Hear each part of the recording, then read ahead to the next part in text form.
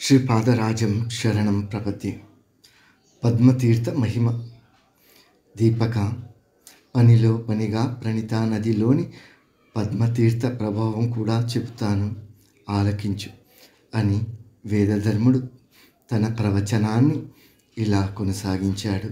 పూర్వకాలంలో ఉషా సూర్య దంపతులకు ఒక ఆడపిల్ల పుట్టింది.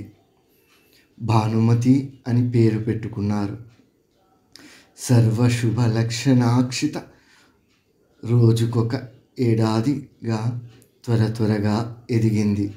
అందానికి, చురుకుదనానికి, చలాకి ఆటపాటలకు పెట్టింది పేరయ్యింది. పరిపూర్ణ కన్యకామణి అయ్యింది. ఆ విశ్వమోహినిని చూసి భాస్కరుడే దురదృష్టవశాత్తు మోహితుడయ్యాడు. కోరిక తీర్చమంటూ వెంటబడ్డాడు. అజ్ఞానారుతుడైన తండ్రి నుండి తప్పించుకొని ఆ భానుమతి పాపభీత అయి మృగీ రూపం ధరించి ఘోర అరణ్యంలోకి పారిపోయింది.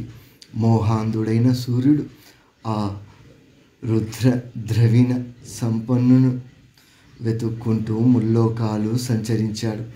ఎట్టకేలకు అరణ్యంలో మృగీ రూపంలో దాక్కున్న భానుమతిని పట్టుకున్నాడు. బలాత్కారం చేయబోయేలోగా ఇంద్రాది దేవతలు, కశ్యపాది ఋషులు ప్రత్యక్షమై వారించారు. కానీ కన్న కూతుర్ని కామించిన పాపచింతనకు, బలాత్కార ప్రయత్నానికి శిక్షగా కుష్ఠరోగం సంక్రమించింది. అది దిన ప్రవర్తమానమై సూర్యుణ్ణి దారుణంగా పీడించసాగింది. అవయవాలు తిమ్మిరెక్కి వికలేంద్రియుడు అయ్యాడు. తండ్రి పరిస్థితి చూసి భానుమతి దిగులు పడింది. మృగీ రూపం విడిచిపెట్టింది. తండ్రికి నమస్కరించి ఆశీస్సులు తీసుకుని బ్రహ్మాది దేవతలను తండ్రి కుష్ఠరోగం నయమయ్యే దారి చూపమని అభ్యర్థించింది.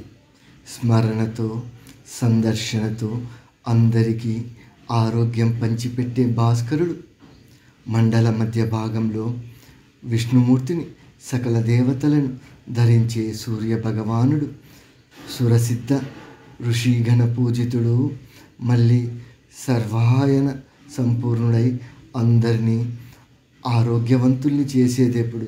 దీనికి ఏదైనా ప్రాయశ్చిత్తం చెప్పండి అని బ్రతిమాలుకుంది. అమ్మాయి, మీ నాన్నకు కుష్ఠరోగం ఎందుకు వచ్చిందో తెలుసు కదా. నిన్ను కామించిన మహాపాపానికి అది ఫలం. బ్రహ్మహత్య కన్నా, గురు భార్యాభిగమనం కన్నా ఘోరమైన పాతకమిది. దీన్ని తొలగించగల శక్తి కేవలం ఒక్క పద్మతీర్థానికి మాత్రమే ఉంది. అమలకి వనంలో దత్తాత్రేయ ఆశ్రమం ఉంది. దాని చెంత ప్రవహిస్తున్న నదియే ప్రణితా నది. ఆశ్రమ తీర్థమే పద్మతీర్థం. మీ తండ్రిని అక్కడకు వెళ్ళమను. అందులో స్నానం చేసి ఏకవీరాదేవిని అర్చించమను. ఆవిడ సకల దేవతా ఈశ్వరి, జగన్మాత. భక్తితో ఆరాధిస్తే కరుణిస్తుంది, భుక్తి ముక్తి ఫలాలు ప్రసాదిస్తుంది. వెంటనే బయలుదేరమను. రోగం మరీ ముదిరే, కదలలేని దశ వస్తే కష్టం. దేవతలు చెప్పిన ఉపాయాన్ని భానుమతి తండ్రికి వినిపించింది. అతడు వెంటనే బయలుదేరి పడుతూ, లేస్తూ, పాకుతూ, దేకుతూ దత్తాశ్రమం చేరుకున్నాడు. నిత్యం పద్మతీర్థంలో స్నానం చేస్తూ, దత్తదేవుణ్ణి ధ్యానిస్తూ చిరకాలం తపస్సు చేశాడు. రేణుకాదేవిని బహు విధాలుగా మంత్రాలతో, శ్లోకాలతో స్తుతించాడు. హా తల్లి కరుణించింది. తేజోరాశి, నీ స్తుతులకు ప్రసన్నురాలినయ్యాను. నీ శరీరం ఆరోగ్యంతో రెట్టింపు అవుతుంది.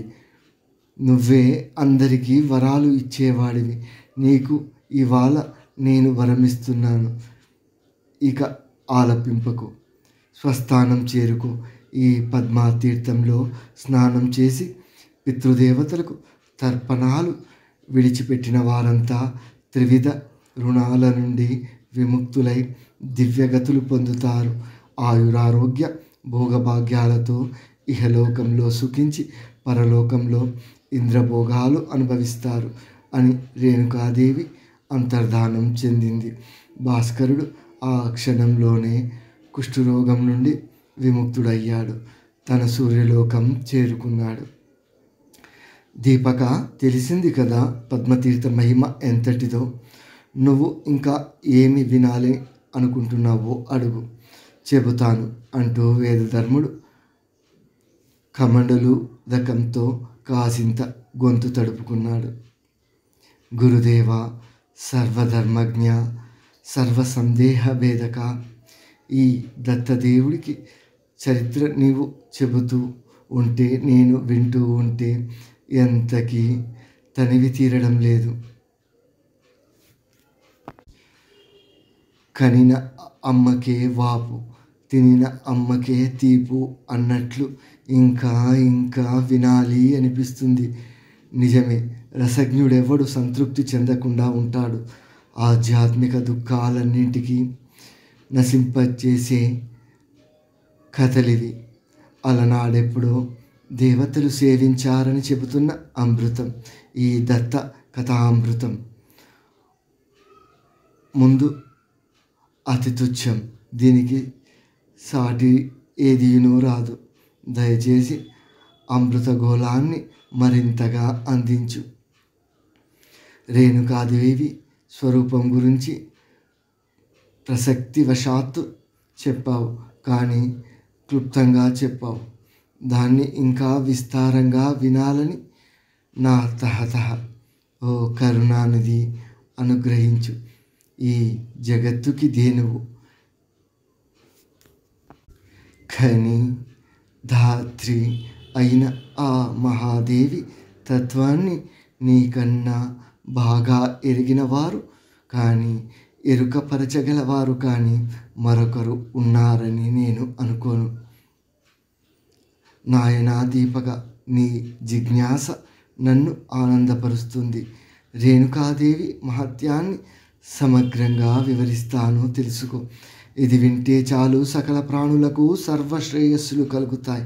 సుర సిద్ధ ఋషి మండలితో పరివేష్టితుడై అమలాక్షి వృక్ష ఛాయలో కూర్చుండి ఒకనాడు దత్తాత్రేయుడు పరశురాముణ్ణి ఇలా అడిగాడు.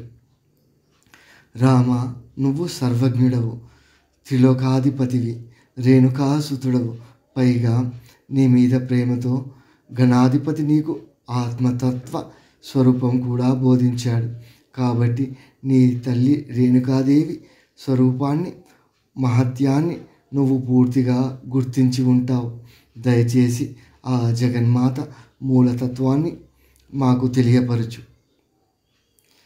అంతటా పరశురాముడు, దత్తాత్రేయ, రేణుకాదేవికి తనయుడన్న మాటే కానీ ఆ తల్లి మూలతత్వం ఏమిటో నాకు ఏమాత్రం తెలీదు. ఏకవీరాదేవి స్థూల సూక్ష్మాత్మక తత్వాలన్నీ తెలిసిన వాడవు నువ్వే, కనుక నువ్వే మాకు చెప్పు అన్నాడు పరశురాముడు. రామ, నీకు తెలియదంటే నేనెందుకు నమ్ముతాను? నాతో చెప్పించాలని నీ ప్రయత్నం. పోనీలే, అలాగే చెబుతాను, విను. ముల్లోకాలను తన గర్భకోశంలో సంరక్షించే జగదేకమాతయే ఈ రేణుకాదేవి. ఆమె దివ్య రూపం స్థూల సూక్ష్మ భేదాలతో రెండు విధాలుగా ఉంటుంది. అద్భుతవాహమైన అంశం ఇది. అరణ్యాలు, నదులు, సముద్రాలు, పర్వతములు, ప్రాణకోటి, ఈ భూగోళం ఇదంతా తల్లికి స్థూల రూపం.